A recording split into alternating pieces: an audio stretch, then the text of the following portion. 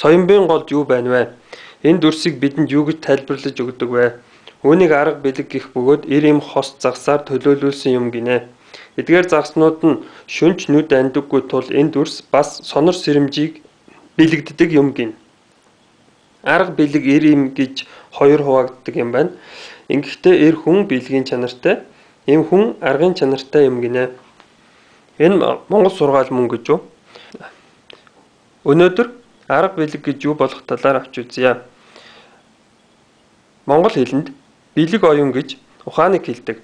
Арга зам гэж сонголтыг хэлдэг. Бэлэг оюуны суурин дээр элдвийг бүтээх арга бий болдог. Бэлэг оюун хэр хурц байна, төдий чинээ олон тооны арга бий болдог. Арга бэлэг хоёр хосолдог гэж үнэн. Харин яах гэж хосолдог юм болоо?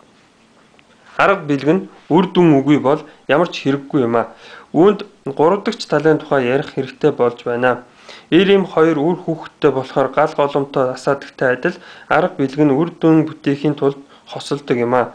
Харин энэ дүрсийг 3 хувааж арай л болохгүй юм шиг байна. Яг уу энэ хоёр дүрсийн бүтээж байгаа бөөрөнхий дүрсийг үр дүн гэж бодё. Үр дүн гэж тодорхой бүхэл нэг зүйл байвал зүгээр гэж ярьдаг шүү дээ. Харин энэ хоёр дүрсийн бүтээж буй бөөрөнхий дүрс нь нүхтэй, бас дундаа завсартай, хагархай мэт харагдаж байна. Энэ бол Өмнөд Солонгос улсын төрийн далбаа.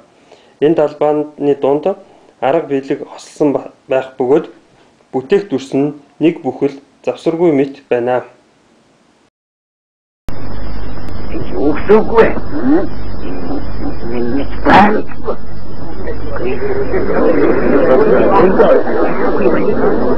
Ямар гоцор таагүй ба.